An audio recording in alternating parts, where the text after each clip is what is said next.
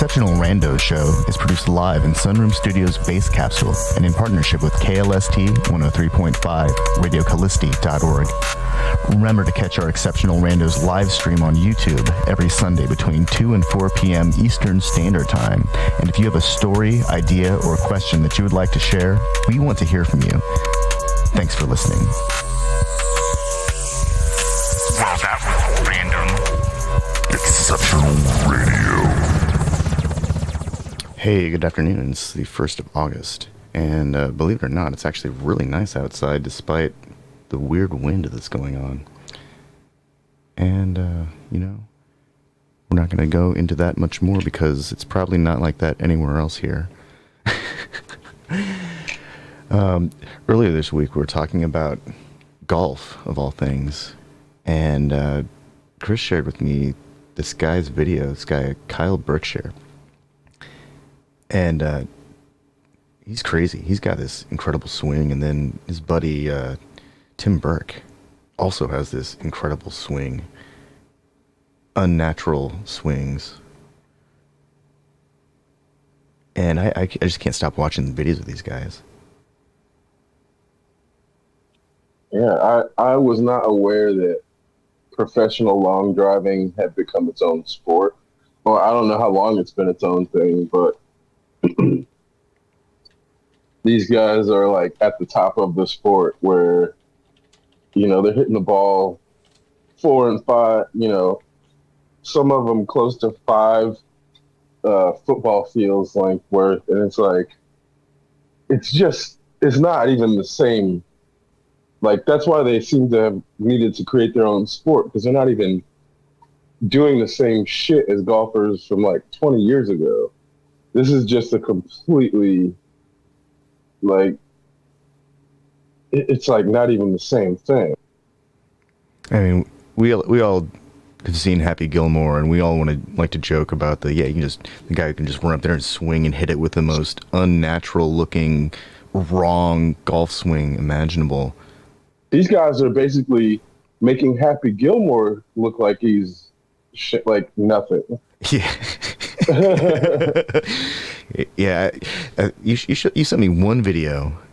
Who was that? Was that Kyle? No, that wasn't Kyle Berkshire. I think I sent you Bryson DeChambeau. Okay. Well, and then Kyle, I sent Kyle Berkshire or Berkshire. I don't know how you pronounce it. Because it seems like they train together, which is also another cool thing about it, where, as an individualized sport, I don't think you saw a whole lot of these guys necessarily training together before. They might, see each other. Justin James. Justin James, it looks like. He hits to the green on a 555-yard par 5 at Bay Hill by driving across the lake from all 3 tees. That was the one. That was the first one that you sent me. That guy is built like Superman. He's not built like a golfer.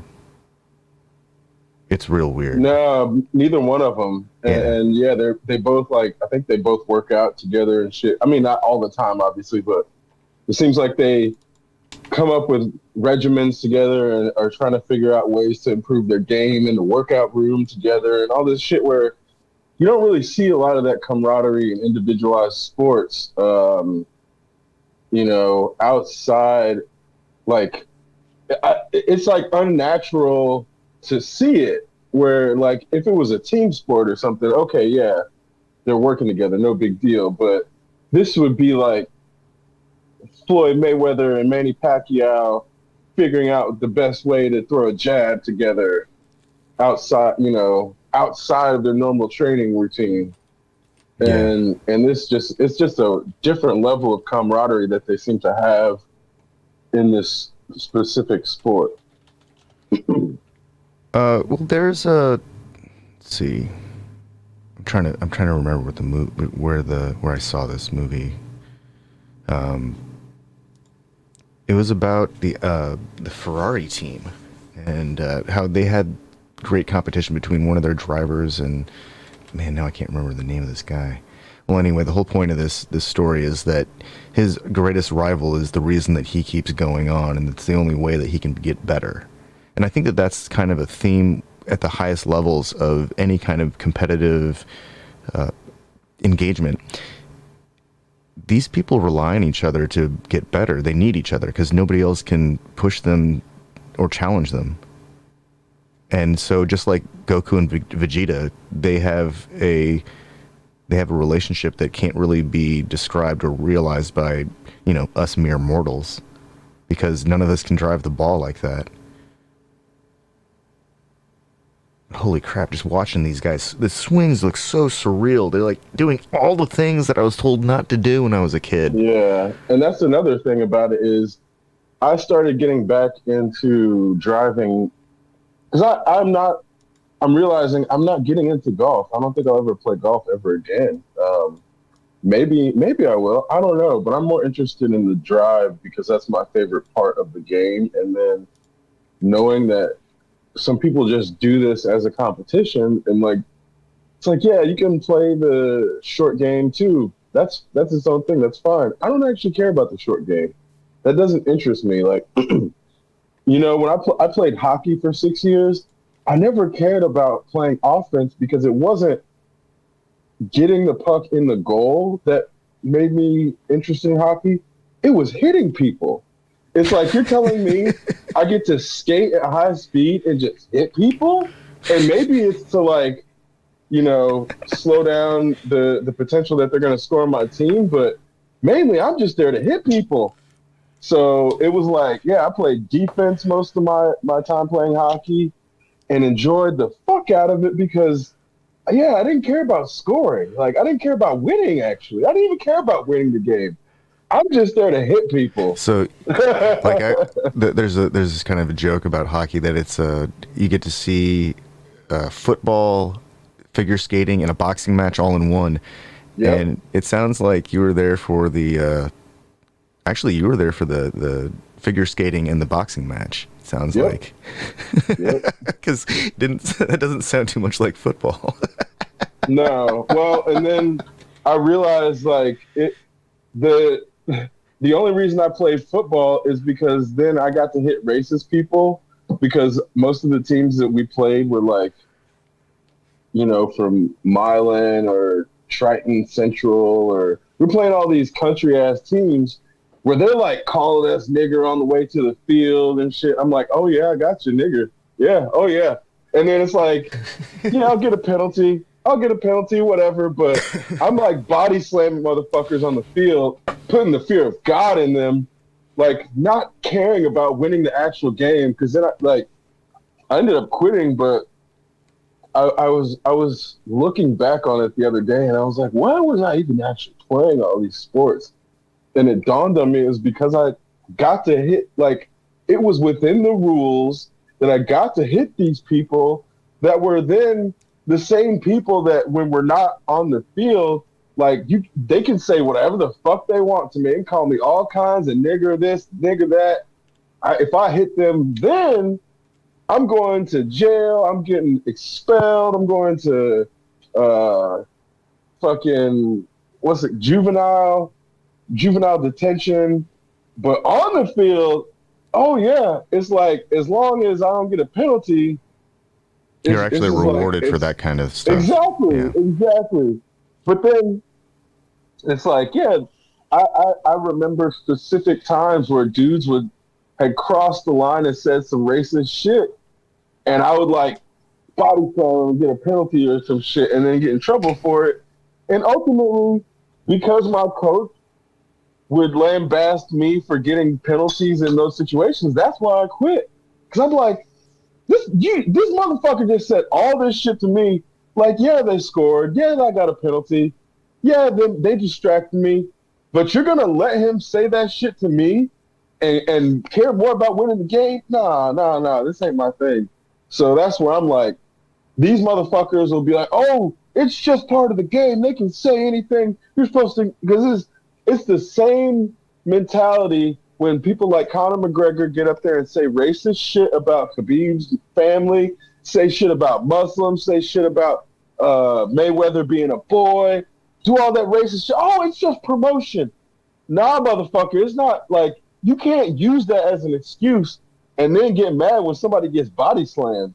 That's why Khabib flew over the fucking cage after the fight was over and was coming for his camp.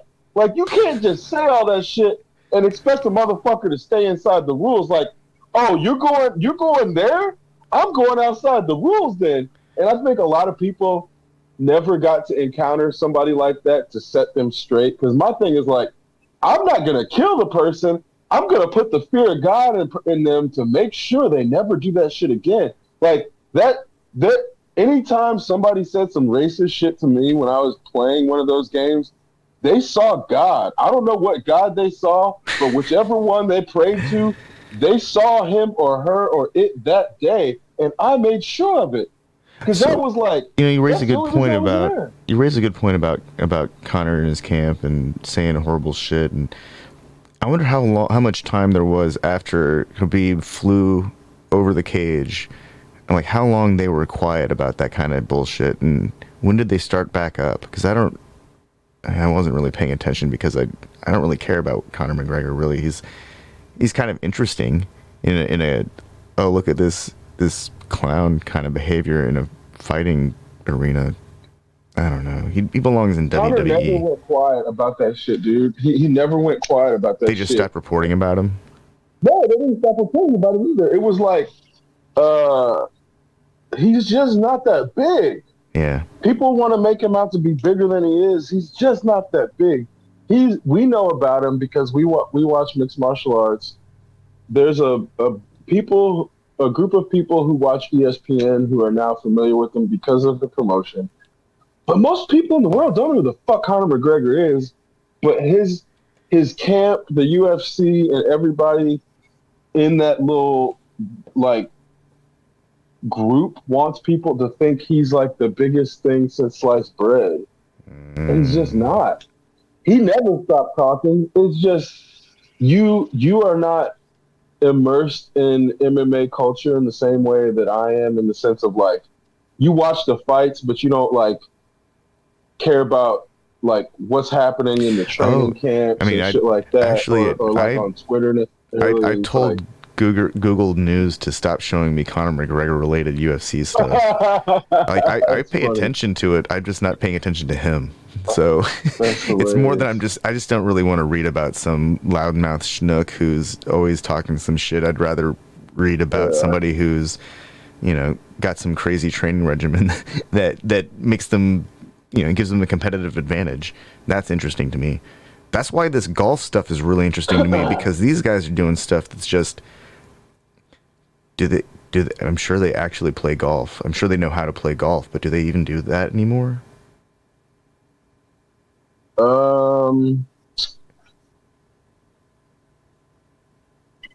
Those guys do. Yeah. These are like professional golfers who are engaging in a separate league. And that means which again, it's like, it's not even golf necessarily then, which is why I hesitate to, like they're long drivers, which is where I'm looking at it in the sense of there's a whole Zen element to it that doesn't necessarily exist in the golf game, because golf is like, I feel like golf is pseudo Zen. It's Zen drag.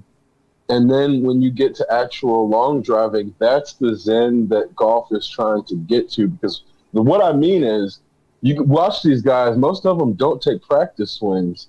So that requires them to be 100% in the moment, in the flow state, to be doing this shit with no practice swing before making contact. And that's where I'm like, that's the Zen flow state that I'm looking for when I play golf. It's like, I just want to get up there and be able to visualize the ball and visualize making perfect contact and have that happen. I don't care about the score. I want to be in the flow state. I want to think about something and then have that thing happen exactly the way I thought about it in the real world. That's the reward I get from hitting balls perfectly straight as far as I possibly can. And it's like, that is its own reward. I don't need to go in a hole. I don't need to sink a putt to then complete that experience. So then, like, for people to like people would frame it as if I'm missing something by not playing the other part of golf. I'm not playing golf. I'm doing long driving now, which is where I'm glad that there is an articulation in that. Yeah, I could take this I mean, how long does and it play take you to golf hit a bucket of too. balls at the driving range? About 20 minutes. Okay. How long does a match of golf last? I mean, like Woo! most of the day, all day, 2 days Yeah, sometimes. yeah, seriously. Yeah, really. And once And it's that's up into if you're like, playing all 18 holes. Shit. I mean, we're talking about the front nine and the back nine, and then you got to play like on the secondary course because there's more than one golf course at this resort, and Yeah, we're talking like walking around for miles and miles. yeah, for sure. That stuff's cool though, and that's cool. You get to see a giant garden. I mean, I appreciate a giant garden, but a giant monoculture garden. Yeah. The more I think about it, the less awesome it sounds. Well, and now I think about it, long driving, you don't need nearly as much space. You just need the range, basically, and then you don't need 18 holes to do that. Like when I hit 2 buckets of balls, it's all from the same spot, and from the first ball to the last ball, I'm not even necessarily like I'm enjoying my surroundings, but the scenery is like secondary to me blasting the ball straight as far as fucking possible. And then it's like the more I can remove myself from the surroundings and focus on the ball, the farther and straighter I can hit it. So it's like, in reality, the less I'm moving and the less I'm getting in the golf cart and driving and like taking myself out of my stance, the more I'm able to get that sweet spot contact that I'm there for in the first place. Like it's just a completely different experience altogether. Because I've played golf before, and it's not it's not like it's its own fun. It's its own type of fun. But this long driving is like it's a type of fun that I feel more in line with the type of zen that I experience when I'm like practicing sword techniques or eskrima techniques or something. It's like it just feels like you're in the zone, like becoming one with your tool. Like there's times when I swing and I can't tell what's the end of my hand and the beginning of the club. That's what I'm there for. That's the feeling I'm there for. I don't care about the hole. Like I don't care about the score. Not when you're swinging a golf club or a sword or an eskrima stick or whatever it is, and there is the moment when you can't tell the beginning of your hand or the end of your hand to the beginning of that object. It's a gestalten experience that you can only get when you've honed your craft to use that thing the way it was meant to be used to then get the result. Because you can swing a sword and just fuck around with it and then, make it shit. But if you have a sword that's made for a specific purpose and you swing it to perfection, the balance and the bend in the steel or the flex or the lack of flex is going to work perfectly with the way that you move, so that it's like a hot knife through butter, or it's as if the wind is moving through still air. And when you get that, like, you are the wind cutting through the still air feeling, it's like there's nothing else like it. It's you feel like you have transcended yourself with a tool, because that I could never throw a golf ball with my hand like 250 yards, just like, I mean, not never, but it would take a lot more training and effort than it does when I can just put, when I get in that flow state, there's like so little effort and that ball's going 250, like, and I feel like I'm going to be hitting 300 soon, which is like, I never thought I'd be hitting the ball 300 yards when I first started playing golf because 10 years ago, that's like beyond what the pros were hitting. Like Tiger Okay, Woods had. so in 1957, this guy Glenn Gorbis threw a baseball, the world's record for the longest throw of a baseball. He threw it 445 feet and 10 inches, and that's a baseball. So nobody's thrown a golf ball 400 yards, 200 yards. Nobody. It just doesn't have enough mass for the human arm to throw like that.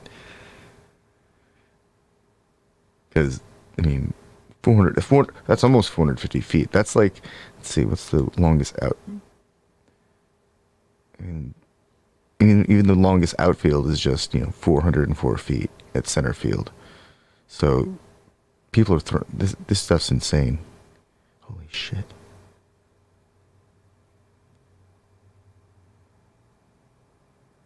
Yeah, man.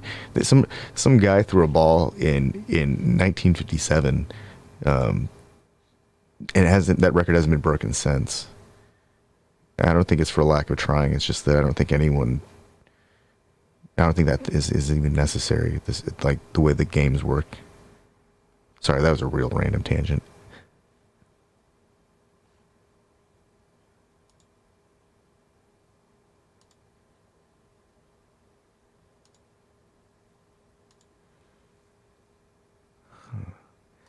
Speaking of baseball fields, let's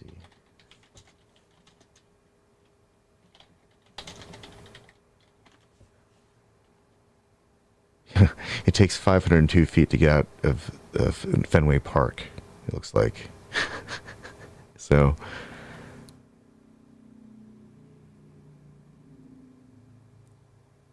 baseball.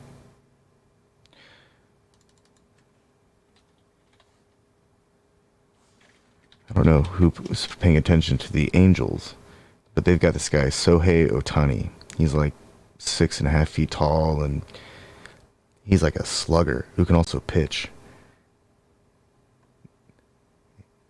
He just, I was watching clips of this guy hit balls out of the park, just one after another. He's hit 37 home runs this season.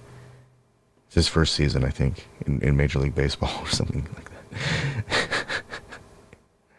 He's incredible.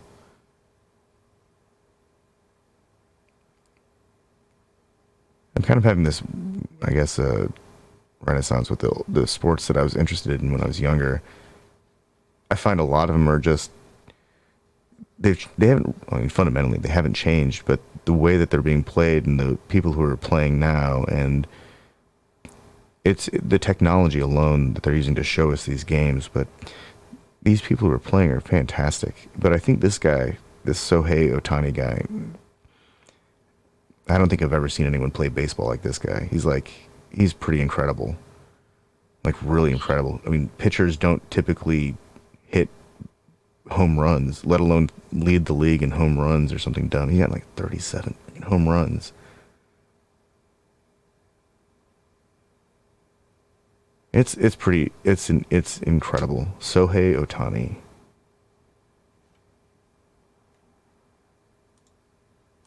Never heard of him.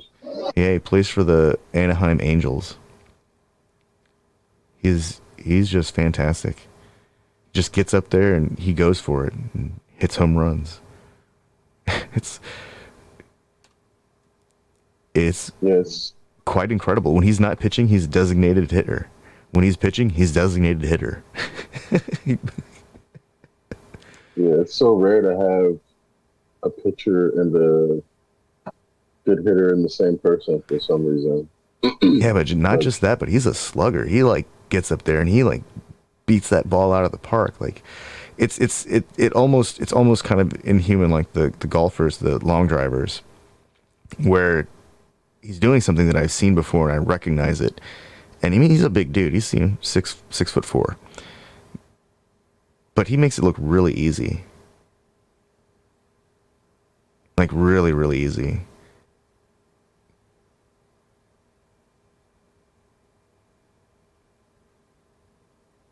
Yeah, the way people like bend physics to their will and make shit look easy is just, I think that's the part that's really insane. And oh man, uh, when you can take like, this random club head and get it going at 85, 100 miles an hour, and then get the ball going 200 miles an hour off the end of it. It's like they're just bending physics. Yeah. Yeah, the dynamic of a really good golf swing is pretty incredible. Like building up and storing all of that potential energy and then transferring it into that tiny little ball. I've seen some pretty fun high speed photography where the I'm sorry, where they slow down the impact, like the point of impact, and they show the balls ripple. And it's kind of like this moment where the plastic, I mean, these things are hard. Anybody who's ever held a golf ball knows that when you drop them on the concrete, they bounce pretty much right back to your hand. And they just travel and they get hit by golf clubs repeatedly and don't break. But in high speed photography, they show these things and it ripples and it looks like liquid. And so these golf balls are incredibly strong. The club face itself is incredibly strong. All this stuff is just, they put so much effort into creating balls that go really far, or that have better control. They put different types of dimples in these different materials. There's an entire universe of, golf ball construction methodology that's, it borderlines on magic to me, because at some point they're just, pulling a thing out of a vat of fluid, and then they run it through another machine, and then they wrap it around something else. And it kind of looks like a Rube Goldberg machine. They could be making cigarettes, for all I know. But it's like the how it works stuff. That stuff always intrigues me. I always want to watch more. And then I run into the wall of stuff that I haven't watched on YouTube yet.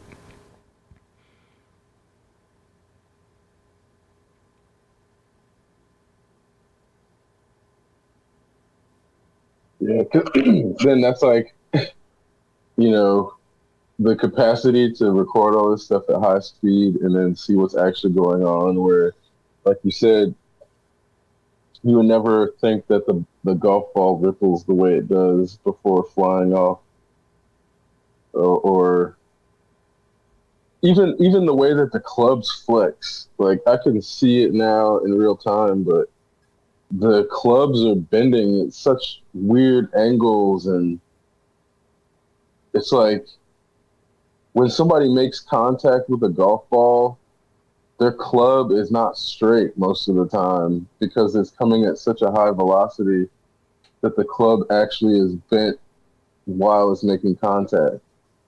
Yeah, it's Unless like a you whip. get a really stiff club. Yeah, exactly. It's more like a whip than anything. Have you seen the kind of sledgehammers that they use in China? They're like on a rubber rod, and so they have a lot of flex to them. No. Oh man, this stuff's hilarious. These guys are using it's still a sledgehammer, but they're getting incredible velocity out of it because it has more flex than a wooden handle. So they're swinging these things around, and it whips around, and it smacks into like whatever they're driving into the ground. And it looks dangerous as can be. It looks like surely someone gets their hand broken like every day these things are being used. But they're just so they're so crazy, and you just reminded me of that because when these things whip around, there's a mechanical advantage being applied. There's like a whole lot of physics at work here to deliver that club face, applying all of that angular momentum into that ball, and then to consistently drive it in one direction. That stuff is fantastic. But watch these guys. It's they're just breaking the rules. It looks like some of them are just running up to it and smacking the crap out of it. But then they hit it like perfectly straight. And it doesn't seem right. Yeah, that's why it's like when you see it, it fucks with your head because you're seeing something that your brain is telling you like this isn't right, but they're doing it and getting away with it and not hurting themselves. It's really crazy. You know, I never considered golf to be the kind of sport where people would push themselves to a point where they were damaging their bodies. But the older I get, the more I realize that there's a lot that can go wrong in a golf swing. Mm-hmm. Like there's a Yeah. world of connective tissue and joint problems waiting to happen Oh yeah. with poor technique and too much force and Even in your hands, you're getting so much reverberation and feedback. It's like my hands feel like the bones in them are broken or something. Like after the first swing, but then they get used to it in the same way. I don't know if you ever played baseball or even just hit a baseball. If you're not holding the bat really tight, the bat vibrates and it hurts your hand when you make contact, or your hands rather, to the point where like hitting a baseball is unpleasant if you don't know what you're doing. It can be very, very unpleasant. oh yeah. Yeah, that's one of those things I've seen people not holding a baseball bat hard enough with just a pitching machine, and when they would hit it, it kind of looks like it shocks them because the energy is not being transferred back through the ball; it's being absorbed through all parties. Hmm. Yeah, when people don't like, it's like they don't realize that they have to plant themselves into the ground, or else, yeah, then they absorb all of the force from the ball, which it just, I mean, if the ball hit them in the chest, then it would be an obvious way to see what the transfer looks like. But you wouldn't think that the transfer through the bat could be as like damaging to the person. But yeah, it's like might break their hands or something.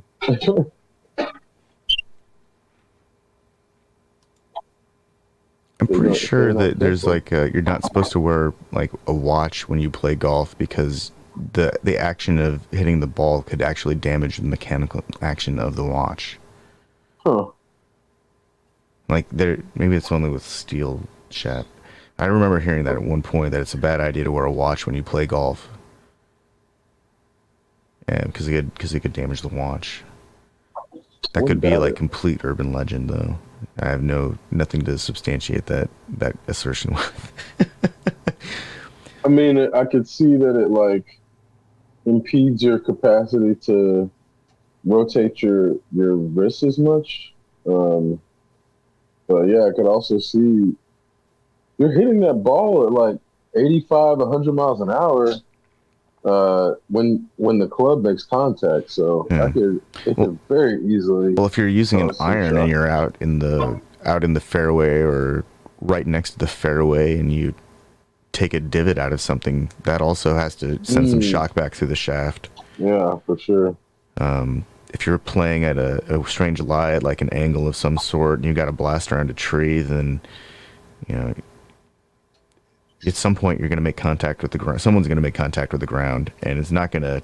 The ground gives a little bit, but it doesn't it doesn't take everything. I think like every time that I've fallen on the ground, the ground pushed back. The ground always wins. Yeah, for sure. Which is where, looking at the way golf, uh, you know, I, there are not a ton of people who get injured from baseball impacts, but it happens ever so often. Uh, but Yeah, when people get hit by a baseball, they get. Sometimes they just go to first base, but sometimes they get real pissed off and they just like storm the pitcher's mound, and then a well, boxing match ensues. I mean, from off the bat, Oh, like what happens is sometimes when somebody hits like a line drive straight back at the pitcher, it'll like hit them in the head or in the chest. And some people have like died from that. It's a very freak occurrence, but it happens. And this is where I mean, like, people getting hit with golf balls is like in the same ballpark of when the shit is at like such a high velocity, somebody gets impacted in the head with the fucking golf ball. It's like potentially fatal. And this is where it's like, you know, those things they're just coming at such high speeds that, like, again, these things you don't think about these objects as like missiles, but that's exactly what they are.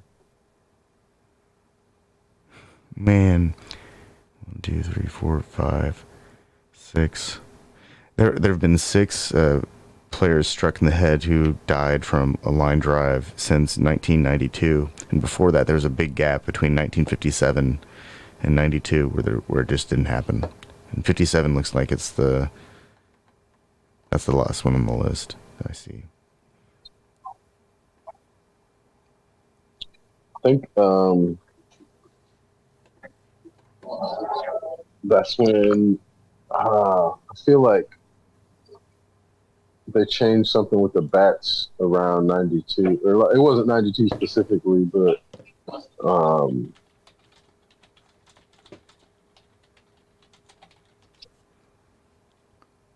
Well, they changed the height of around the pitcher's mound in 1969.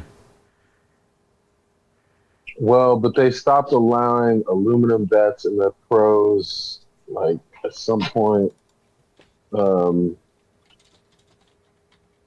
and they also had like a corking controversy where people would like hollow out the bats and put corks in them so they could get higher speeds. Mm.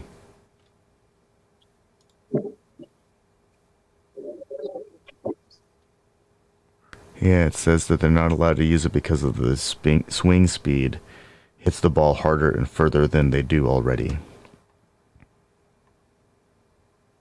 Hmm. Yeah, they're illegal in the MLB. I can't see when they made them.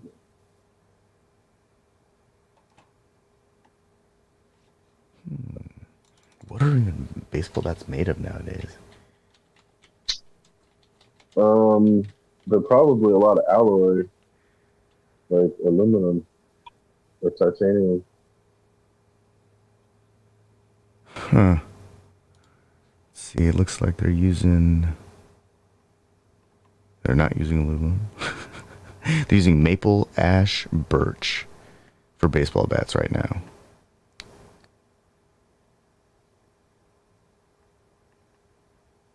I mean, those are the woods. Well, yeah, for Major League Baseball, they're using ash, birch. You're and talking about for maple. major? Yeah, majors aren't allowed to have metal. Yeah. Yeah, they're not allowed to have metal at all.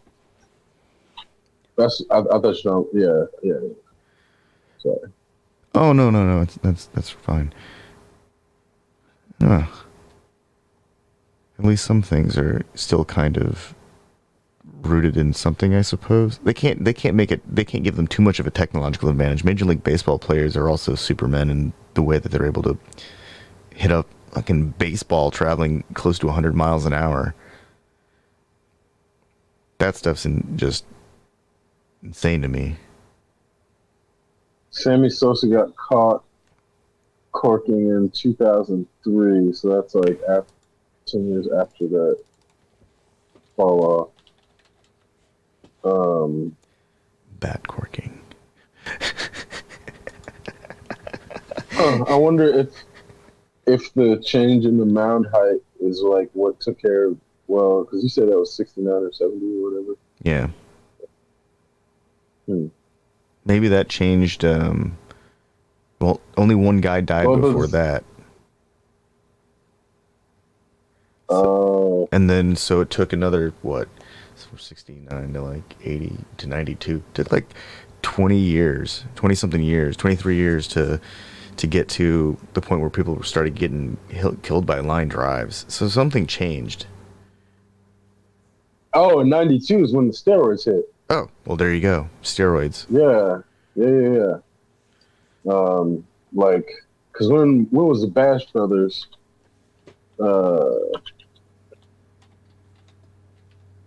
Fucking, what years was that?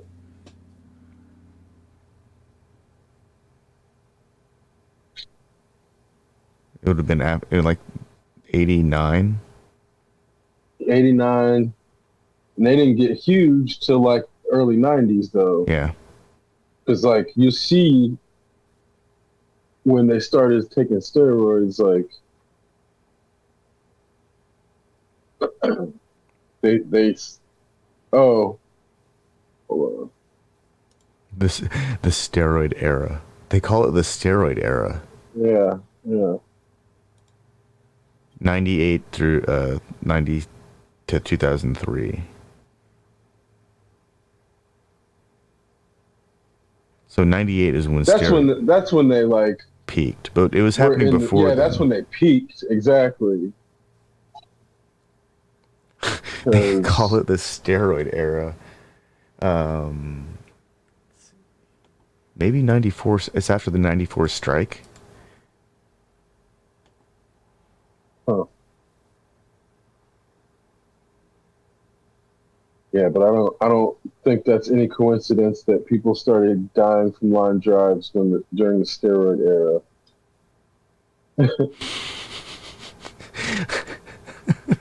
I'm gonna say that strong correlation there. Yeah, because these are all between 92 and 2007. There are 5 of them. Wait, 1, 2, 3, 4, 5, 6. 6 people died. Yeah, 6 people died from line drives between 92 and 2007. That's perfectly in line with the steroid era. Yeah, 100%. He just admitted it in 2005. That's when.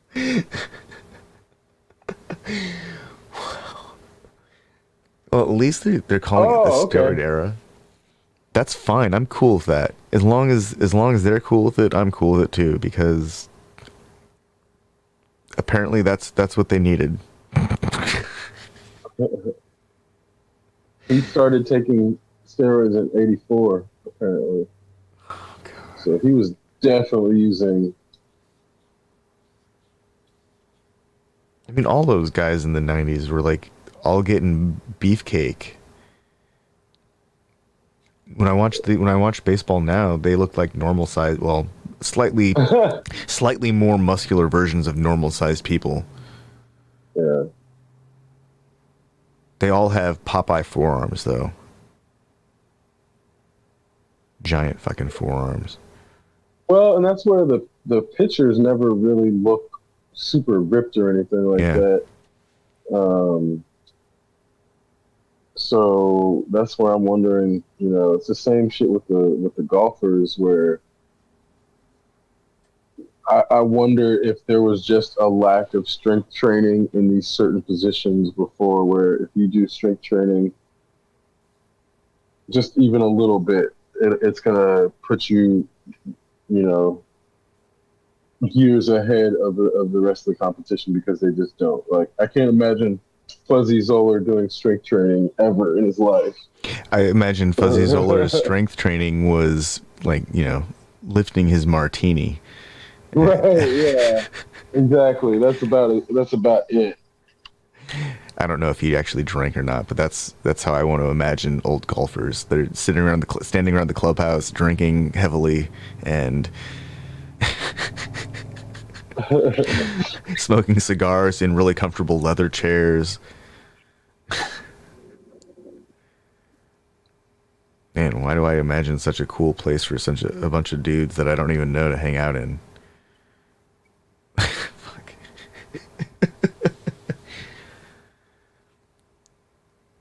I should be drinking martinis and smoking fancy cigars, sitting in comfortable leather chairs. Damn it! Screw those guys.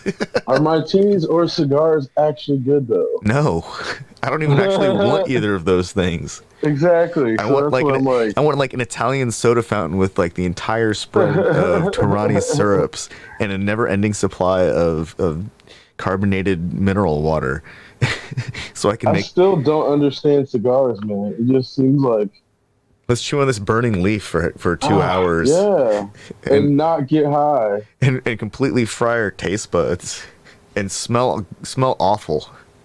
Probably get cancer and not get any sort of buzz at all. No, you'll feel sick. I mean, you'll definitely puke. It's like close to an experience. Oh my god. Yeah, I just never understood them, and I probably never will. I think that the whoever owns the Swisher brand now, they are the smartest people because they know that nobody's actually smoking their cigars, and they just make this thing that's really easy to split in half and re-roll. Bless them for making the Pringle of tobacco paper that's perfect for blunts. Bless them, because Yeah. that's like the only thing they're really good for.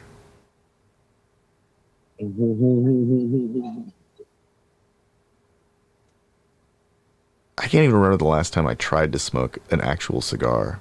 Oh no, I can. It was when my cousin got married, and I remember I smoked a cigar with after the wedding, everyone was hanging out on the beach, and this thing was like potent. It was like chewing on a bag of tea leaves after you've made tea. Oof, that does not sound And I remember like appetizing. my mouth just going completely numb, and Oh my and god. then I at one point I thought I could smell the ocean, but that disappeared.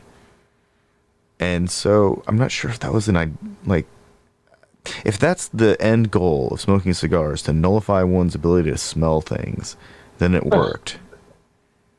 Because I couldn't smell anything after that.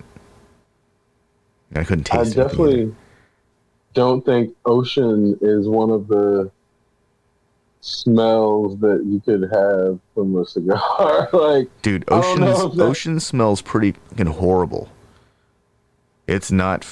It's well, depend. I guess at Virginia Beach it smelled pretty horrible, but no, It's even just in like strong salt, right? yeah. Like, Well, if there's a lot of okay, when I went to Mexico one time for a friend's wedding, and the water was clear, and it didn't smell. It just smelled like salty sea air, but the water in Virginia Beach was not clear, and it was. I mean, it was pretty cold too, but it had this very distinct, like industrial smell.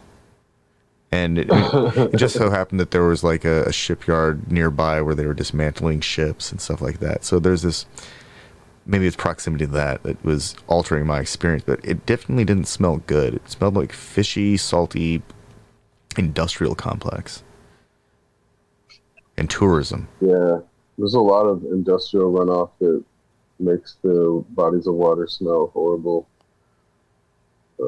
in many places, which Well, is well, Lake Erie apparently is like is a dead lake because they just pumped too much crap into it over the years.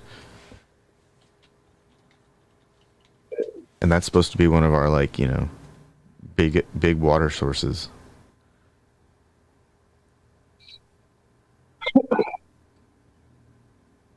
well, yeah. I I don't know. You got Nestle owning all the aquifers and shit, and then I'm sure they had something to do with the dumping some roundabout way because for whatever reason we have full on evil villains in this timeline now.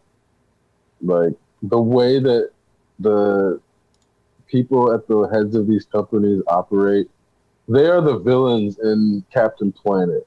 There's no there's no distinction. They just don't have superpowers. That's all.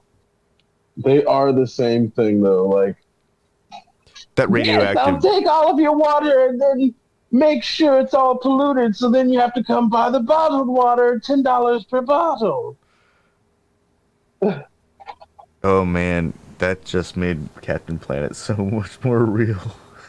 Except the Nestle guy's not like, his skin isn't geometric, like a bunch of hexagons, and he's not bright yellow with an orange mohawk, wearing a Hawaiian Yeah. t-shirt that's not buttoned up and sandals.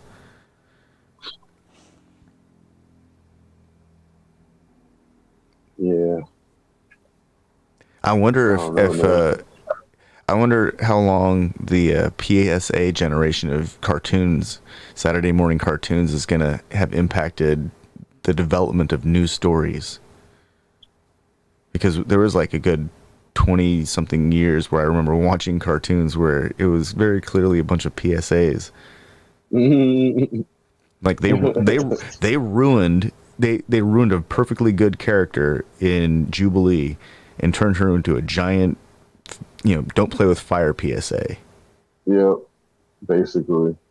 They took one of the most powerful mutants and turned her into a fire PSA. Like, way to go, Fox. Yeah. Well, now Disney owns them. Now they have an opportunity to rectify that and create a version of Jubilee that's not just a fire PSA, but also like, an Omega level mutant like she's supposed to be. And that would be really cool. I wonder if we're going to get mutants, stories about, like in the X-Men universe, where the mutants look like normal people, where they don't look like they work out, where they don't look like they have a stylist, where they look like a normal person that's just got issues and Have you has... seen Mystery Men? I really enjoy Mystery Men. I think that's like one of the most underrated superhero spoof movies. Because they've got just the weirdest sets of powers. It'd be like if you could control only red lights, you would have been a character in Mystery Men. No. Or if you can turn on blenders with a thought, but you can't turn them off, you can just turn them on. That would be like a Mystery Man power.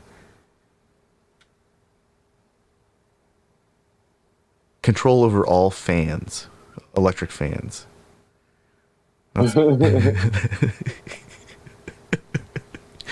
What's your power? All the fans in the house start spinning.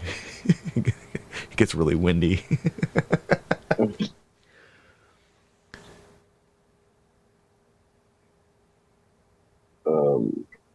Yeah, like, what is it? Polka Dot Man is along those lines. I feel like that's the way they seem to be making him look in New Suicide Squad. I think the Which- Suicide Squad is like a well-intentioned team, DC or anti-hero team story platform, and I applaud them for attempting to develop it. But they started off with Will Smith, and they couldn't keep him on board. That tells me a lot, actually. Who's our new Deadshot? There is none. But well, I guess I get that. That's not cool though, but okay. WB's like studio shit is completely fucked. Like, I don't know if you saw what David Ayer just put out, but it's clear that there's no real cohesion over at Warner Brothers. Um, and obviously the Snyder Cut, it existed, and the way that the studio worked to turn his vision into what that trash Josh Whedon put out, and like the same thing with the Suicide Squad. Like, have you seen Training Day? Yeah. So, did you realize that the person who made the first Suicide Squad also made Training Day? No. Same person. Exactly. Because it's nothing like Training Day, whereas apparently the film he made was more in line with that tone of film, and then the studio basically took it and shat all over it. So then he put out a couple of pages basically saying, like, the film that the studio put out is nothing remotely even close to his vision of the original Suicide Squad. So when you have people about, like, there's no like DC movie universe. It's Warner Brothers basically picking and choosing DC properties and just like making their own thing. They don't give a shit about DC universe in the same way that like Kevin Feige cares about creating a cohesive Marvel universe. So it's like it's not the same thing happening even remotely at these two different studios. It's like it's really crazy how stark the contrast is between how WB is treating like the source material, and just it's obvious they're just picking and choosing things to like sap money from it, but trying to make it seem like, oh, this is for the fans of the Justice League or fans of the Suicide Squad. Like, no, it's not. No, it's not. Don't pretend that. We know it's not. But in the same way where MCU makes money because it's 100% fan service, and that's where they don't do anything. They try not to upset the fans too much in a way where then it like waters down their stories. So I'm not expecting anything to be perfect by any means. Yeah. Like, that's not what I'm saying. Well, apparently I have terrible taste in DC movies because I really enjoyed Watchmen, and I thought the Snyder Cut was better. And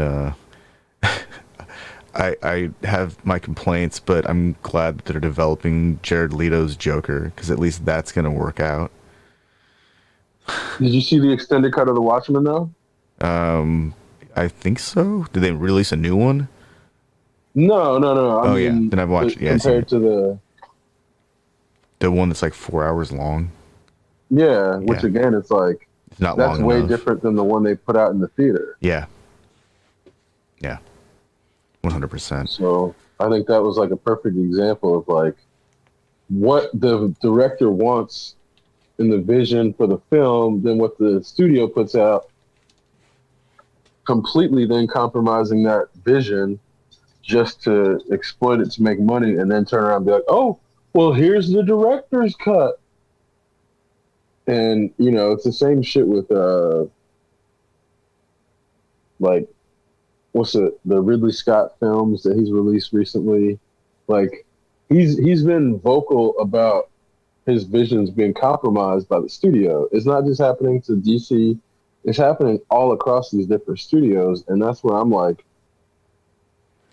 I don't think the most creative, visionary, artistic stuff is coming out of big studios.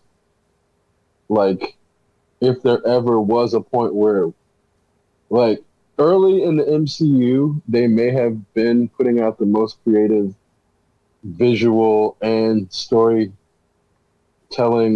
like, cohesive things. But I don't think that's the case anymore, where it's like, oh, this thing cost $200 million, so therefore it's the best film visually and storytelling-wise that was created all year. I don't think that's the case anymore. but it's not for lack of Disney trying. It's because the smaller studios have caught up. And then on the other hand, this is where I think Disney doing too much fan service has then like crippled their capacity to tell new stories. And they'll do new things with the material, the source material, where obviously they're not just going in and telling the comic book story verbatim, but the way that they are expanding the stories, they are letting the time period in which we live and the political framing in which we live dictate their narratives. And I think that's going to effectively stunt those stories' capacities to be classics over time. Like they're going to be stuck in a period, and those are not going to be classics where they could have been. If, like Loki, the TV show, got close. I don't think it's going to be classic. But there's these things I where think they need just to release a Loki movie cut where it's just edited together. I don't think it works as a movie, and this is where, like, the way that the No, I mean just like pacing- edge to edge, not cutting anything out, just like getting rid of the intro and just running. that's what I'm saying. I don't think it works with that pace. Like, I think there's a reason that they broke these stories up the way they did instead of trying to weave them together into like a single cut film esque. Like, even if it was the same length, because you need these breaks in the story to think about what you just saw. And if you don't have those breaks, then you're not getting the chance to sort of like analyze everything correctly. And I think that's like there's a benefit to breaking the action after like 28 minutes or 30 minutes or whatever, and then saying, okay, we're just cutting the episode here, and we're going to let you think about this for X amount of days before we give you the next piece of the story. Otherwise, you're going to miss a very important element of what just happened here, because it looks this way at first, but if you really think about it, this bigger thing just happened, but you can't get it at first because you really have to think about it. And if you don't give the audience that chance to sort of like sit down on a sequence of events to really unpack it and get to the deeper things, then I think they end up missing a lot of shit. And that's kind of where, like, I don't know, man. I kind of like. I thought about that cut I as well. I marathoned it, and it was fantastic. It was a roller coaster, and the only problem that I marathoned had it as was well. like it wasn't necessarily taking breaks, because I like having the option to take a break, but I can also just press pause. I do like chapter-esque kind of presentations, though. I think that's fine. I just think I could have sat through the whole thing at once if they'd just given me this one big super movie or two-part movie to watch. I mean, I'm not saying it's impossible to sit through. I'm saying in that format, because of the way that things are packed in, inherently, it's too much stimulation to catch everything. And that's why it's like, by proxy, it's like them doing the audience a favor to allow them to actually take in everything. Like, I don't even think everyone's supposed to catch everything. I think that's part of the. You're not. No, you're not. You'll never part of the fun. That's why they overload it. This is what I'm getting at. Is like, I watched Loki 4 times total. I watched it as it went along, and then I would watch every episode multiple times, and then I marathoned it at the end when everything was done. There were things that I picked up every single watch through that I did not see the previous time before, because it's so overloaded with information. And this is where I'm saying, like, one watch through, whether it's like broken up or marathon, you're still going to miss shit. So this is where what I'm saying is, like, the way that they break it up, it like forces the audience to then analyze the things they saw, so they miss fewer things than if they were presented it in a continuous way. Whereas like the Snyder Cut, they still break it up in chapters, whereas you can marathon it. But if you go through and watch it a chapter at a time, you're still going to experience the story in a way that you don't miss anything by not sitting down and watching it all at once, because they made sure to break it up into these chapters. And I think that's also where the pacing, it's like every chapter has its own 3-act structure, which then makes it like Well, the it's a series of overarching vignettes, but I, yeah. I guess I like really long stories if they're engaging sufficiently, and I don't want them to stop. So for me, it's just as easy to watch it all at once and enjoy the entire experience I without mean, having to worry about anyone else. I'll use a different example, like the Dune miniseries.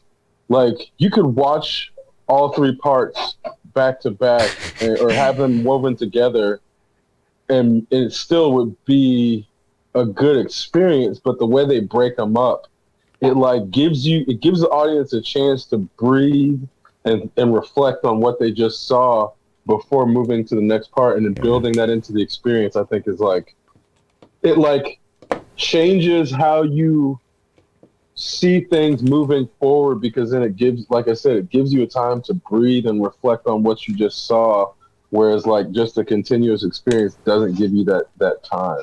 And it's like you end up with 2 different sort of experiences of the same material. Sure. I don't know. I mean, I just don't think that. I think that some stories can be watched all at once, and some, I think some can't. There are definitely some episodic type of stories that you really just can't watch back to back because they're incoherent. They're like, Or not even just that. What, have you watched Discovery? oh yeah, So Discovery, because it's such an intense roller coaster, like if you tried to watch an entire season of Discovery back to back, oh, you pass out about episode 4. yeah, just from all of the like emotional stress Well, I think, that you are put through each episode. yeah. But And that's that's also, what I mean, man, like okay, so Discovery's weird because they've got this heightened level of urgency that just seems like yes, everyone's exactly. having like an emotional breakdown the entire time. Every single And so episode. I feel like that show is what happens when you put the lower decks crew on the bridge and nobody knows what the fuck they're doing, but somehow they're all good enough to get to Star Trek or Starfleet. So of course they know how to use the thing, but they just make bad decision after bad decision after bad decision, and then it gets me wondering, questioning. Wait a second, how did Pike get the fucking seat of the Enterprise? He's also making bad decisions. How is this guy supposed to select Kirk and usher in a new era of the Federation? They're like, they created this urgency and this tension that was unnecessary. And my thoughts on this are, we're in space. Everybody be fucking calm. I mean, easier said than done. I know, But but this is also where I think what ends up happening is Sonequa Martin Green's emotes are confusing in the later seasons. yeah. I think that show, they've got a great aesthetic and they've got a great art department, but the story team is forever screwed because they're they've got to step out of the shadow of the Next Generation and Deep Space Nine and Voyager and some parts of the original series, and that's not easy. And they've got decades of expectations to meet while attempting to attract a new audience. That's just, they're just screwed. They're in a forever uphill battle because there's always going to be some person who's watched every single episode of TNG like a bajillion times and can recite all of the lines. They walk around inside their like Star Trek themed home.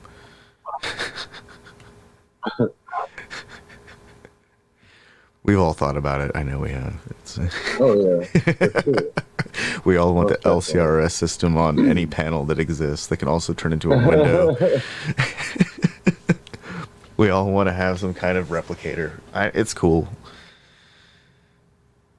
I mean, we're getting closer and closer to the replicator scenario where, basically we have um, hybrid replicators now.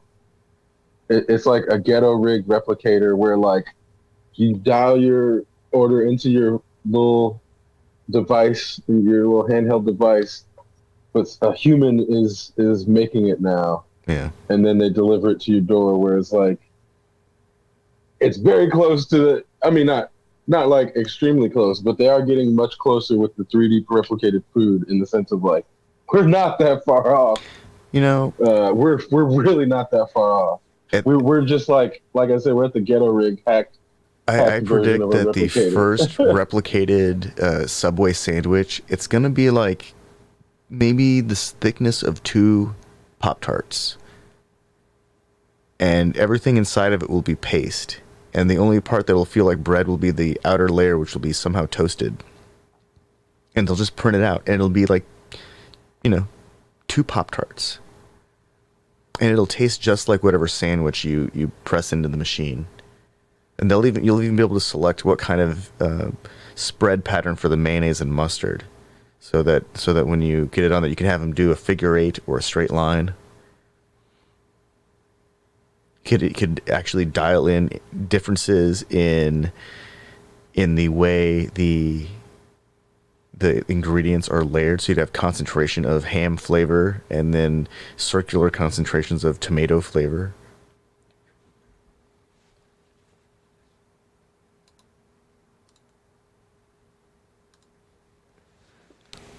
I think that's where it's going to go. It's going to go there first, because somebody's going to want to have. It's basically an easy bake oven for the home. Put in your constituent ingredients. They already have chocolate printers, so chocolate printing is like I mean, that's easily accessible. That's basically replicator food at that point, as far as I'm concerned. Mm-hmm. If it spits out chocolate in different shapes and I mean, yeah, and that's where like people will be like, well, but can it do this? It's like, well, this is the lowest bar of entry. There's times when the replicator fucked up and could only do cat food. So, a replicator doesn't work perfectly all the time, even in the 24th century. So that's where there's going to be... This chocolate printer thing looks like it prints the stuff that people pay high dollars for just so they can sit and watch it age in a room because nobody wants to touch it. Then you could eat it. And it would taste like chocolate. Okay, we need one of these that can also print out like a hamburger out of Impossible Meat and print it cooked. See. Oh, 3D printed steak, plant-based steak is here. We're 1 month ago, actually, the world's first 3D printed ribeye steak. So we are actually damn near reporting breaking news 1 month ago. Straight up, cells harvested from a living cow and arranged in layers by a 3D printer. That's pretty amazing. So no cows were killed in the production of that steak, but it's actual cow. That's fucking amazing. That's some replicator shit right there. I want my Petri dish ribeye. Medium rare. Yeah, this is like the replicator 1.2. 1.2. First it was chocolate, now it's steak. That shit looks good. The replicator steak. Go ahead. Yeah. I'll eat that shit. It's got marble. It looks like it's got... That shit looks amazing. It looks like it's got gristle, too. How the fuck are they printing... Why are they printing the gristle? That part isn't even good. I chew gristle, man. I don't know about anybody else, but that shit is delicious. It's like, you're not supposed to eat it, but you chew it and get some of the fat out of it. I used to eat it when I was a kid. Yeah. Yeah, I'm looking at this now, and it definitely looks like meat. It looks like kind of like, it kind of reminds me of a corned beef brisket. Yeah.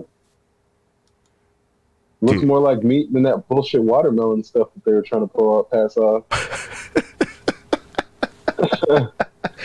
Just roast a watermelon. why would anybody do that? You ruin a watermelon and then you get a bunch of watermelon juice all over a grill. It just seems like a bad idea. You know what? I don't even really need to project even further, because we live in a society where people decided to charge like $9 for 3 tacos with 3 cicadas in them each, and people bought it and ate it and talked about how good it was. And now that the cicadas are gone, there's no, hey, remember the cicadas? Because it tasted horrible. And people feel like ashamed that they spent $9 for something they could have walked into their backyard and harvested for free.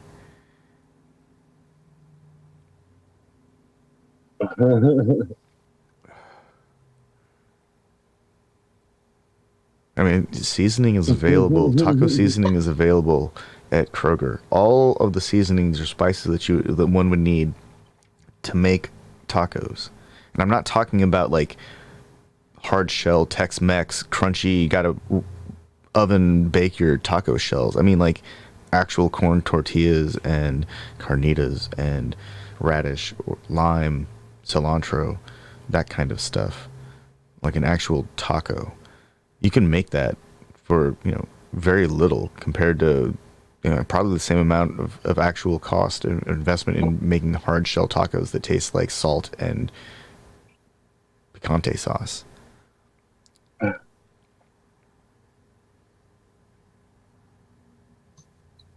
There's nothing wrong with that style of the hard shell taco. I enjoy a hard shell taco. But I think of them more as like, those are like a hot sandwich with beans. Oh, holy crap. So the other day I was at the bottom of the bag of tortilla chips and I mistakenly put too much salsa in my dish. And it occurred to me, why don't I just dump my tortilla chips, these little tiny things that I can't even pick up with my fingers, into the salsa and grab a spoon? So is that a soup or is that a cereal? Because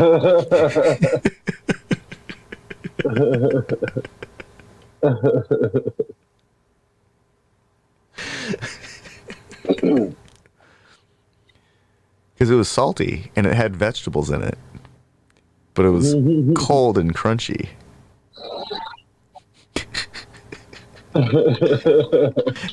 And tomatoes are fruit, so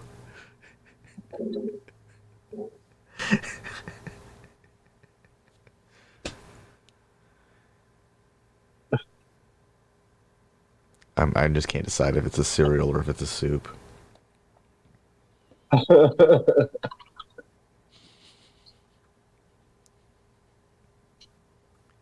What's the difference though?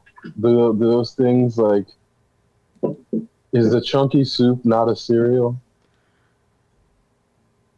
Well, it's a crunchy. It's crunchy because of the chips, and so that's where I feel like it leans more towards a cereal because it's got some crunch to it. I mean, but I'm saying this is where, what's the difference between a soup and a cereal inherently? Like, is a chunky soup not a cereal? Like, at the end of the day, especially when you're like, well, does it have milk? Well, what about creamy chunky soup?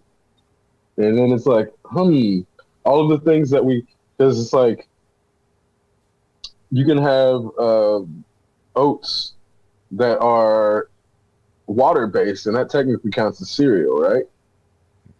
Maybe, but I'm pretty sure it does. I'm pretty sure that's like one of the. but there's definitive barley forms of soups cereal. too, though.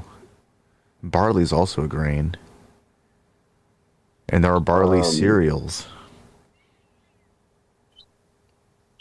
Oats. Yeah, because steel cut oats. Yeah, it's a cereal. Yeah, that's a cereal, which that adds water.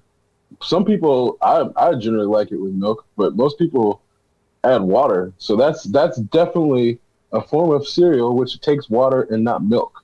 So we can't even use milk as the qualifier for cereal.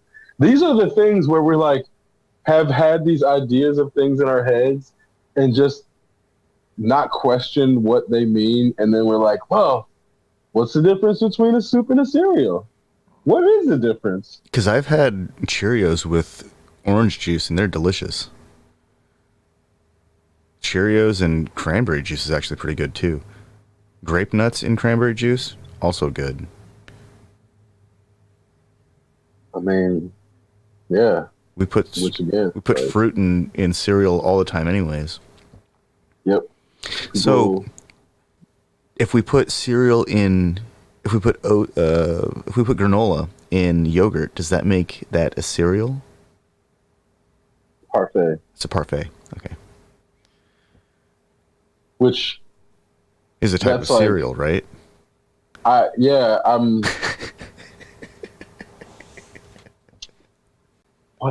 where does a parfait fall? Where does the parfait begin and end within the spectrum of cereals and soups?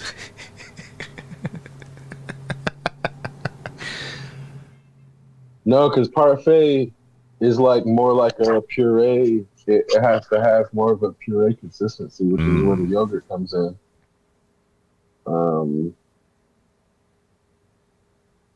Which American variant uses the traditional French one. They use puree, and American they use ice cream in some cases. Oh yeah. Then the yogurt obviously is a yogurt parfait or fruit parfait. But that's where, again, is the parfait the middle between a soup and a cereal, or are soup and a cereal the same thing? And the parfait is like the actual opposite of those two?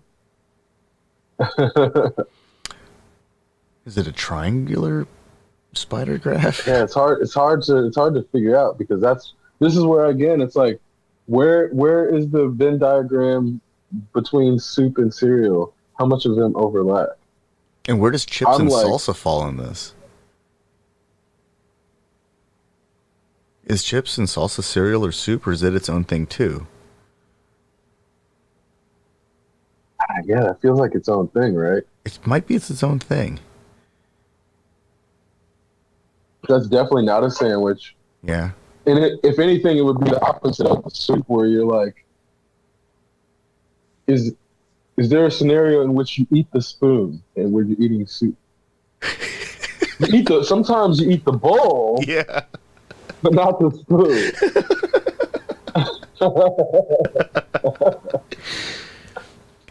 This is like, yeah, you're eating the spoon. So if you eat the spoon, it's definitely chip. It's a salsa. It's a chip and salsa scenario if you're going to eat the spoon. Yes. And if you eventually eat the bowl, it's probably a soup. But then you're back to a soup. So soup and salsa, chips. You never eat the bowl in a cereal. No.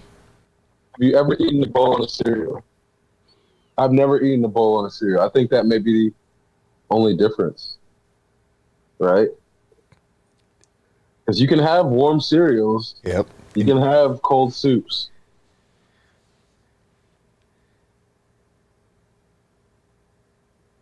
Yeah. But you don't eat the bowl with the cereal. I've never eaten the bowl with the cereal. How crazy is that? How crazy is that? That's the only difference. The only fucking difference. I call bullshit on this language. That's the only difference. Did you eat the bowl? Well, no. Did you eat the spoon? Yes. Then you had chips and salsa.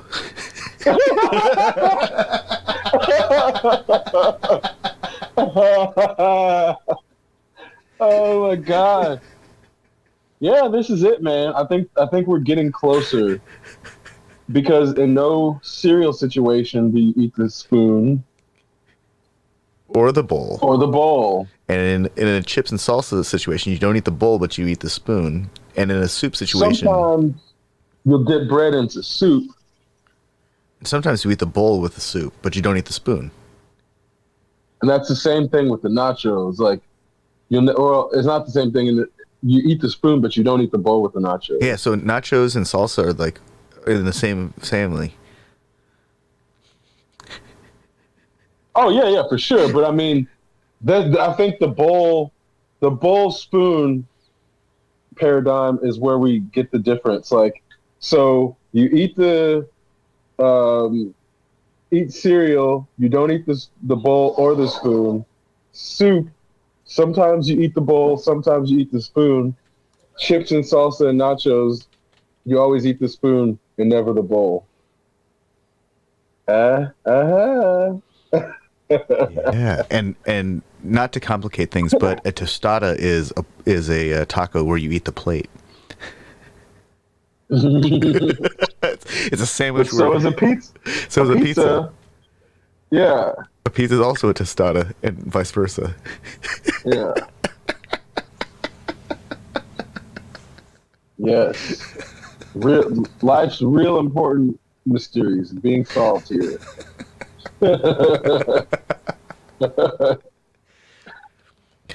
Oh, this is good. We need to turn this into a shirt. Did you eat the spoon? Did you eat the bowl? It's like it'd be a truth table. Universal truth.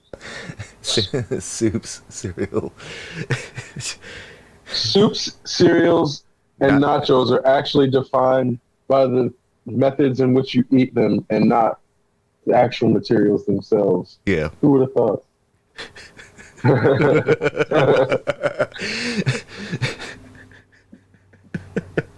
Yeah. We can brand this with like Nacho Daddy's cereal. And it'd be like a chips and nacho cheese breakfast bowl. Oh, because I'm trying to imagine a way in which you could even do that with cereal, where it's like, oh man, You'd have to make the bowl out of the cereal, and then put cereal inside of it. Here you go. Here you go. Biscotti. Ooh, biscotti's not a cookie, and it's not a biscuit, and it's not a muffin, and it's not bread. And it's meant to be dipped to absorb your drink to rehydrate it. So it's a sponge. Yes, spoon/sponge or Spoon. edible straw. It's an edible straw. I've never tried to use biscotti as a straw, but I'm willing to try.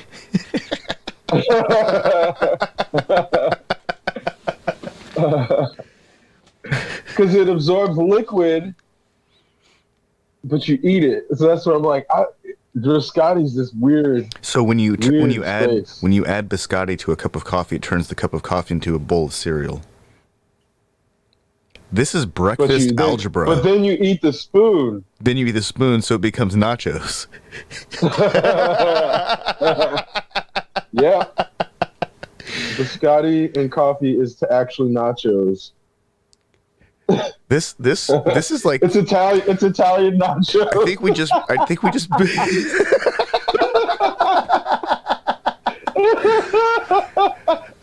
we just broke the into breakfast food calculus. Mm-hmm. Because this is some weird substitution going on and equivalencies.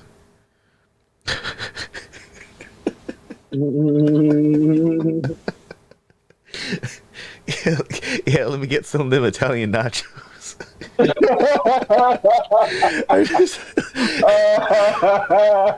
We need to go to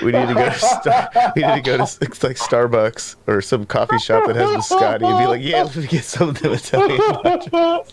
See what they say. That's amazing. Oh my god. Because it's true. It's true. It's true.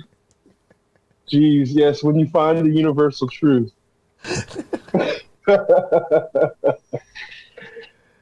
Oh man. And it's like breaking down cultural barriers, one food at a time. Yeah, there's no reason that like Latino or Mexican cuisine has the lock on nachos or Tex-Mex. Italians make nachos too, and their nachos happen to be really sweet and keep you awake for hours. That's like the opposite of Western Hemisphere nachos that knock your ass out and give you gas. Oh my god.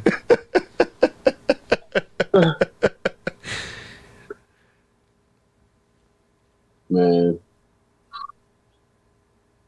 Yeah, I feel like I just had a new wrinkle added to my brain after that. You know, sometimes I get kind of mad that Europe got bologna, we got hot dogs in terms of developing developing the mystery meat. But then I realize, we also have Spam. So Spam and hot dogs, that's almost like that's quantifiably equivalent to developing bologna, right? I mean, probably. I think I've eaten Spam maybe one time in my life. Real Spam is only like pork, ham, salt, and water. Yeah. It's actually a very simple mixed meat. I have no idea what goes into the average hot dog. I think it depends, like where it's made, what it's made of. Yeah, because I try to only eat kosher. Yeah. Um, I had a filet dog once that was made out of the filet of, filet mignon hot dog. It was expensive and it was delicious. It tasted like steak.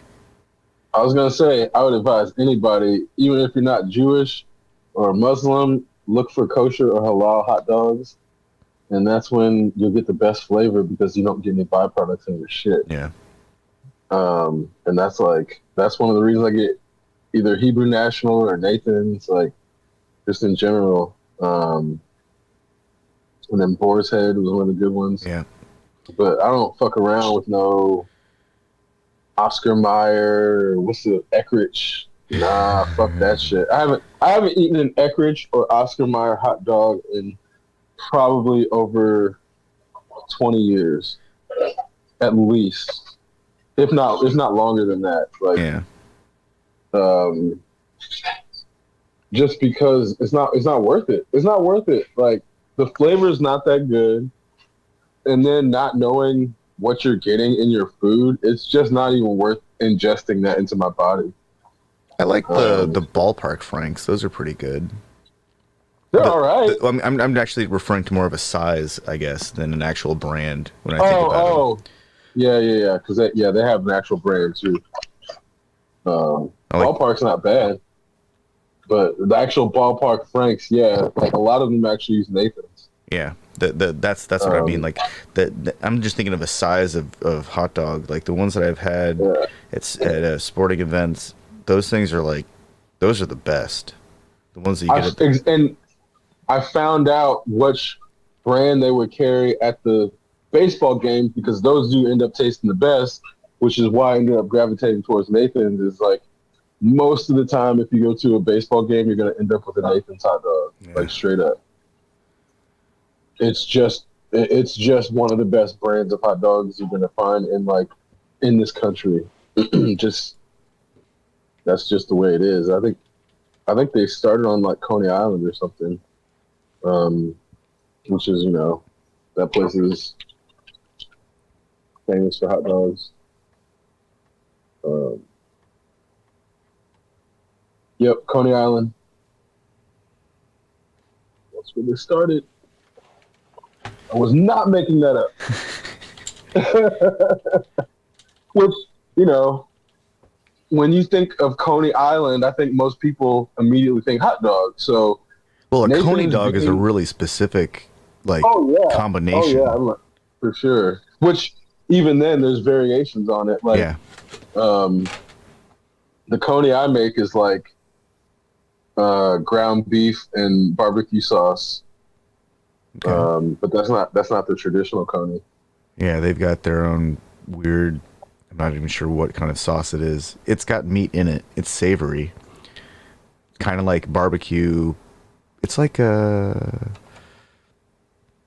less runny, sloppy Joe sauce. Yeah, exactly. That's why I tend to do but it's almost like a chili sauce too. Yeah. It's like but it's not a chili dog. Chili and, Exactly. It's not a chili dog. It's like somewhere between chili and sloppy Joe. It's not as sloppy and it's not as chili. Somewhere in the middle. Oh, damn. There was one in Indiana that was opened in 1914 originally. Huh. That's like one of the original Coney dog stands or shops, but no wonder. Huh. Yeah, I guess there's a lot of Midwestern Man, variation apparently. I'm posting a link to the top 10 hot dog joints in Indiana. Oh man, there was King David. Oh my God, King David hot dogs. Jesus Christ, they are some of the best I've ever had in my life. I think And I Naughty remember, Dog is now defunct in Bloomington. yeah, them too. They were really good. I think we need to organize a rando hot dog excursion. King David is an Indiana original. They still have them at the airport. King David is look. They still have a Facebook page that was active as recently as September 10th of 2020. Yeah, I think they have. I still think they have one store left in the airport, which this restaurant or this Yep. hot dog specifically was created. Concourse B, Yeah. post security. That's the So, last one. man, we gotta we gotta fly Go someplace. to the airport. Fly someplace Just to- out of Concourse B just to get a hot dog. Is that what I'm hearing? Okay, we need to figure out what flies out of Concourse B so we can get this hot dog. That's crazy. But man, I promise. That's like, such a fucked up business model. It's like, hey, if you want one of our hot dogs, you got to fly out of Indianapolis International Airport on Concourse B. Wait, what? It's like, can't you guys like deliver? Nope. If you want this, you got to come here. Everyone around the world knows this. That's why they all fly through Concourse B. it's like the reddest hot dog I'd ever eaten. I'll never forget it. But it's just for what I think they put pepper in it or something, or like Ooh. pepperoni. So, King David hot dogs are available at the Market Wagon, Joe's Butcher Shop in Carmel, Blend Bar in 86th in 86th Street in Indianapolis, the Goose Market on Delaware Street, Kincaid Meat Market on Illinois in Indianapolis. There may be a way So you around just having. go direct to the vendors then. Yeah, Meat we can get it delivered by Meat Wagon in Indianapolis. That's not a bad idea. I'm down for that because Yeah. holy shit, it's definitely like I'm sure they probably kept the recipe, but I will put King David hot dog up against any on the planet, like flavor wise. I'm totally down to buy some hot dogs instead of having to go to an airport to get a hot dog because having to buy a plane ticket just for a hot dog seems a little excessive. I mean, I'm sure it's good. We flew to fucking Arizona to chase down a hot dog at one point, so it's not out of the realm of possibilities. I'm just saying, those Sonoran hot dogs are fucking amazing. Yeah, but given the current pandemic climate, I'm not trying to go hang out in an airport anywhere. I can make a hot dog at home if I have the right hot dog. Mm-hmm. Yeah, I'm totally down to order some King David because I've been getting meat delivered in the mail anyway, which is where not having to go to the grocery store all the time has changed our lives. Like, holy shit, man. And this is where I keep saying we're getting closer to the replicator. Like, the way we can get our shit just brought to the door now.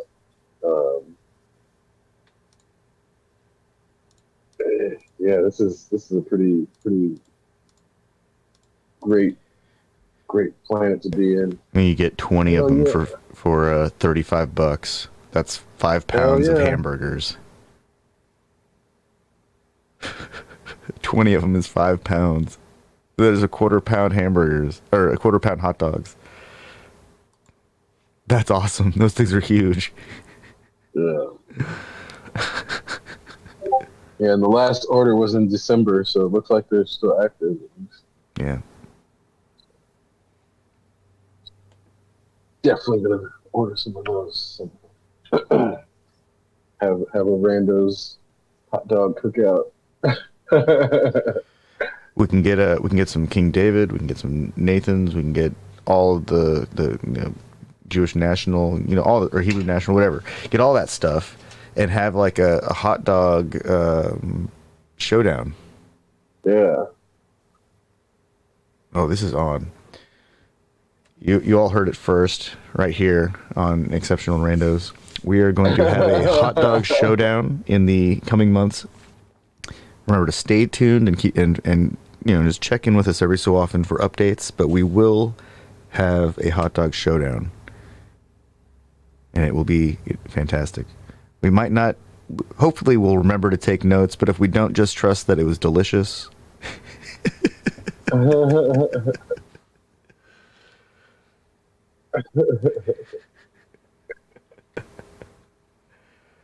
only quality hot dogs. Well, yeah. Can't have any Joker hot dogs. We don't want any like raw cut hot dogs. We want it to be like premium hot dogs. Try and track down one of those filet dogs from New York. The filet dog that I had that was made in New York that I had in Delaware. Man. Yeah, there's just so much to good quality like ingredients, and that's where Americans have been so used to the bigger portions, no matter what the quality is, as like what you get, what you pay for, and it's like, man, that is such the wrong way to approach things when it comes to food. Whoa, steak dog.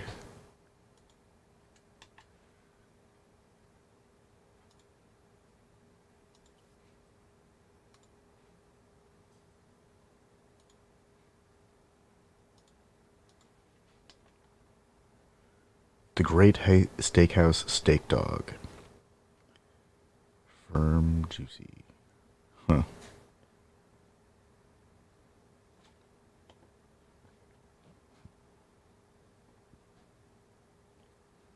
Wagyu Steak Dog. $70. Whoa.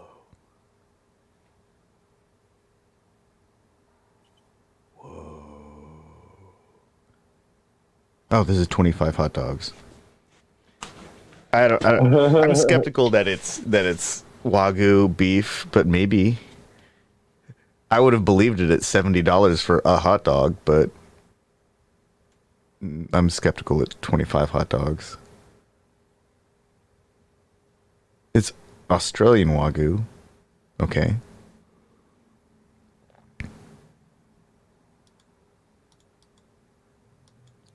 And they'd say to boil it. Okay, well, now I'm just thinking this is a regular beef dog. $70 for 25 of them. That's still really fucking expensive.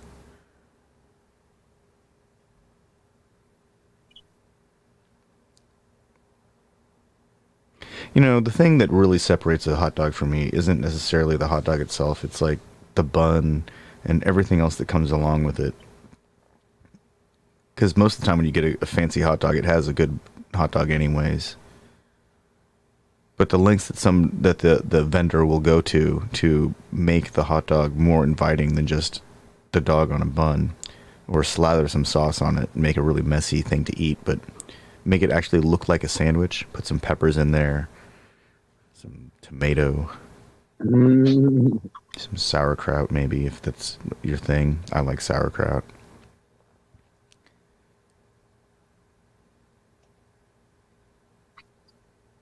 Yeah, we totally need to make our way up to Indianapolis and get some of those fancy hot dogs.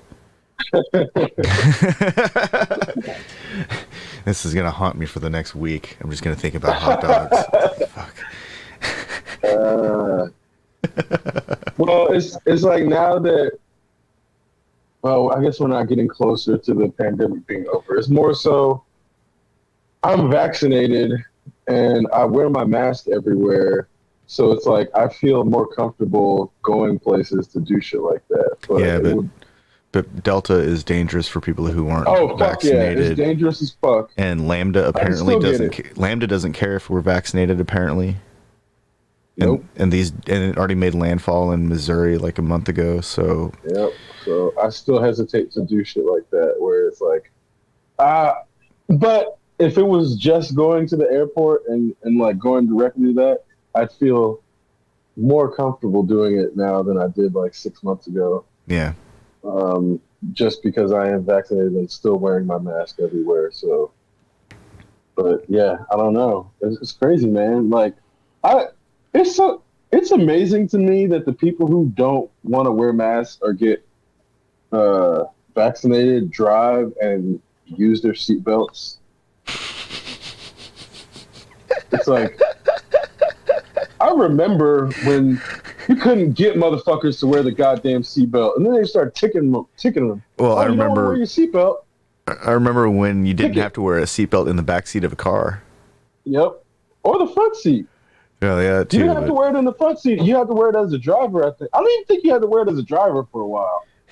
Like there was a brief period where nobody had to wear the fucking seatbelt.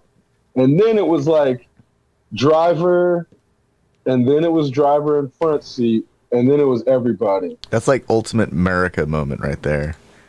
Yeah. America, we don't need no stinking seatbelts.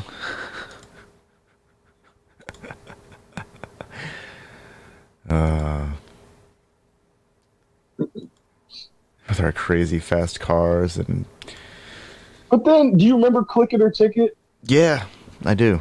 And that's all it took. Click it or ticket. Simple. Click it or ticket. People Click it or didn't. ticket. They didn't want to. They didn't want to lose their driving privileges, but they aren't concerned with spreading a plague. If only spreading the plague meant losing your driving privileges, then they would take it seriously. I think that's way too reductive, though.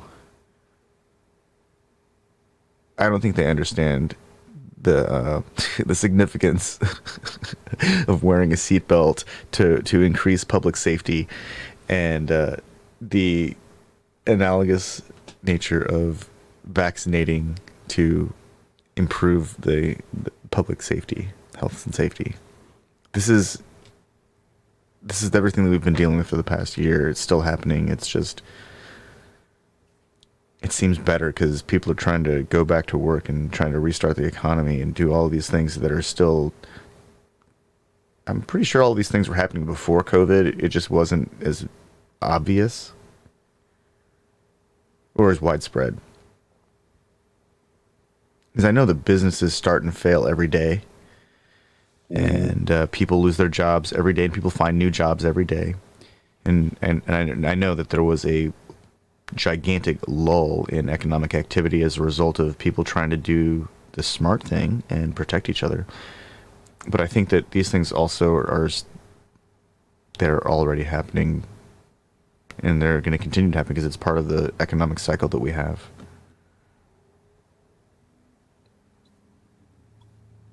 I don't think that we're actually going to see anything ever return to pre-pandemic anything. I don't think so either. I sure hope not. In fact, Well, I mean, I mean in I terms sure of hope like the not. cost of like materials or Oh, that part. Yeah. I don't. I hope not too. I hope not too because that shit was fake. yeah. That shit was fake. It should have don't- never been that cheap. I don't think that we should. Well, fuck, man, our gasoline is so cheap in this country, and people freak out when it goes up to like $4 a gallon. It's like they don't realize how expensive it is in other countries. Yep. And exactly. The And only time it seems like we pay a lot is when you compare it to like Saudi Arabia, where it flows out of every pipe. It just flows out of the desert like it's like somebody sprung a leak in their gas line. Because they can just flip a switch and turn on the oil pumps and change the price of gasoline globally. Yep. If that was an American company, there would be so many antitrust suits. Oh my god. Maybe that's why maybe that's why there's been so much effort to get into the Middle East, so we can file antitrust against OPEC and bring the prices down, destabilize the Earth's temperature even faster, or yeah, because we can only blame the moon for so long. It's the moon's fault. That's the most. I mean, I understand. I've read the reports, but the way it sounds, it's like a sky's falling thing. It's the moon. Blame the moon. It's the moon's fault that we have flooding. Blame the moon for forest fires. It's because of the moon wobble. I believe, I trust the science. The math looks like it makes sense from what they show me, but it just sounds so silly. It's the moon's fault. Of course it's the moon's fault. I mean, but the idea of the tide being affected by the moon sounds silly too. Well, I know, and I just like you mean to tell me that the moon makes the water move like a few feet in each direction every day? That's stupid. That's dumb. No way. I know it's Like- I know it's real. That's the I mean, I'm saying the way the moon affects our planet, it just sounds ridiculous. It does. Like, It just sounds so silly. Like it's the moon's wobbling. It's causing forest fires and flooding. No way. Like I think I finally can understand why some people who don't understand science feel the way they do, because they hear something just like that, like, no, it's not.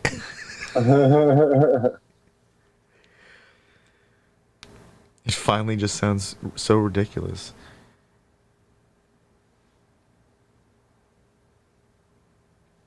I wonder if humanity is ever going to fully recover from the profiteers in space selling astrotourism, not even low orbit astrotourism. I wonder if we'll ever actually recover from the excessive amount of expenditures on sending people into space for no better reason than to expose them to radiation and let them breathe pee. you know, there may be an opportunity here to turn this into a net positive where people start to realize how much of a waste that was, and then they're like, maybe we shouldn't do this. And there is that possibility that like all of these super wealthy billionaires wasting all this money makes people realize that like they're not that smart, and they shouldn't be in control of all that capital when we're all affected by their decisions. Like, those few people having that much influence over our entire species is unacceptable. It's really unacceptable. Yeah. And I think we're getting closer to collectively saying like, nah, fuck that. Nah, fuck that, Bezos. Come up off them stacks. Or at least give us back Humanity our needs books. that shit. Give us back our bookstores too. We need local bookstores, and not Morgensterns or Barnes and Nobles or whatever, Borders. Big ass failure. We need actual bookstores where people who read books are in those places to help people find the books that they want. And not just and I'm not talking about a fucking library either, because we need libraries too for the books that people can't afford to buy on their own, because some of those books are really expensive. When I was a kid, there were like I think there were like 3 or 4 places where you could take books and they would buy them, and then you go look through their shelves and there'd be something else that you'd want. One of them turned into a coffee shop. That stuff was cool. They always had like weird publications that you couldn't find at the library because they were too new, or they were like such small runs that they were only, you know, marketed through the book house or the small bookstore seller network, whatever that is. I just made that up. But that stuff existed for a while. I remember going to used bookstores and finding really cool stuff. Oh yeah, half price books. Yeah. That was like the treasure spot for a while, man. Yeah. Because the people who work there don't like poach the findings, and that's kind of where, you know, they'll be interested in the shit too, so they'll eventually buy it. But you know, obviously, I'm sure there are going to be those that poach, but in general, they're pretty good about like somebody brings in some shit that's super valuable, and like it goes out to the shelf, and it's like they're not just gonna. If they did that too many times, they'd end up getting fired, basically. So you can't have somebody poaching the inventory for all of the hot shit, and it's like, yeah. And it's not like a pawn shop where they would just immediately put it up on eBay. right. Or, I guess, Amazon. All books lead to Amazon. That's so terrible. Eventually, Amazon's going to have to be recognized. Like, Amazon Prime, it should be recognized as a utility. And people should just be given access to, like, you know, documentaries and music and books.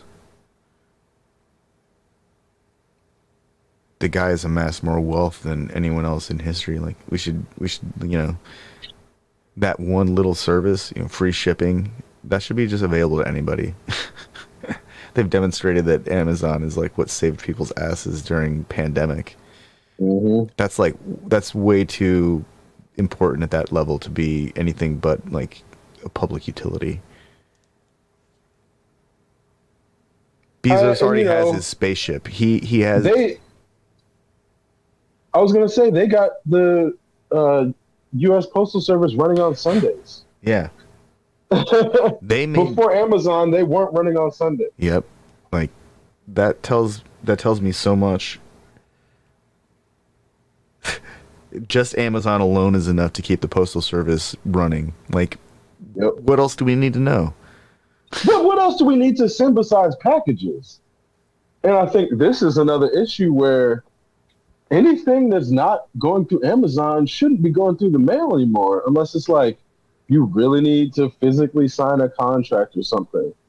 Or like you want to send a card to somebody to like, and sending a card is basically a package still. That's like a package, and it's just a small package. So where I'm like, junk mail, advertisements, fucking newspapers, there's so much shit. I you know, obviously the U.S. Postal Service doesn't deliver newspapers most of the time. That's not in this, like, it's part of the delivery thing, but that's not what U.S. Postal Service. But what I'm getting at is anything that's not a package, it should be going through electronic mail now. Like, there's no reason that the U.S. Postal Service should be carrying junk mail anymore. All that shit should be going through email. 100% of junk mail should be going through email. And I think the only reason it's not is because the U.S. Postal Service has to sell our addresses to the fucking advertisers to make money off of it. But I think those models are, you know, if we had a postal service that had servers at each location and everybody could go there and get an email account, and you could go to the post office and check your email in the same way that you go to the public library, our shit would look way different and be way more efficient. But there's too many old people not like being creative enough to come up with new solutions. Exceptional Radio.